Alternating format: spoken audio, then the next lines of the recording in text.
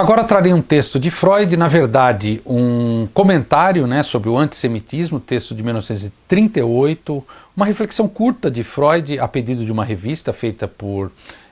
imigrantes, é muito interessante, uma revista que teve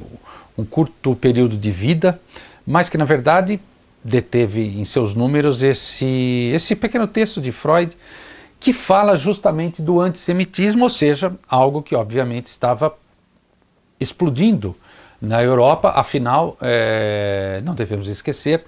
justamente no meio das duas guerras, e principalmente com a ascensão de Hitler, que fundamentalmente elegeu o judeu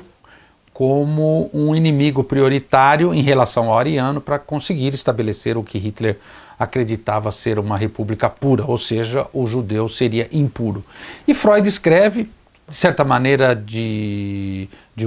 uma forma muito acessível, enfim, poderia ser para o grande público. Freud põe em xeque se de fato o judeu, por ser diferente de uma maioria,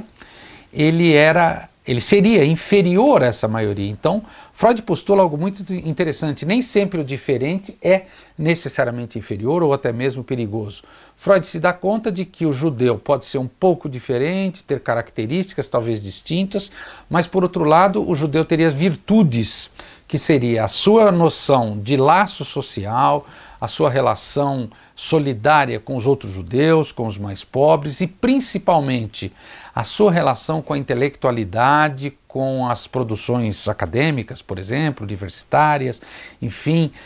com todas as produções humanas que exigissem um esforço intelectual, algo que Freud, de alguma maneira, estabelece relação com a própria religião judaica.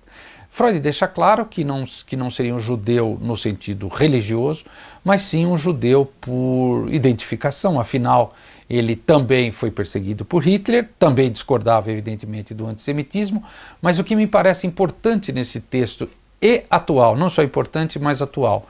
como a necessidade de nos defendermos daquilo que é diferente começa por rebaixar isso que é diferente. Rebaixar significa imputar qualidades negativas, desvalorizar, degradar ou mesmo excluir. Nesse sentido, esse texto me parece muito atual.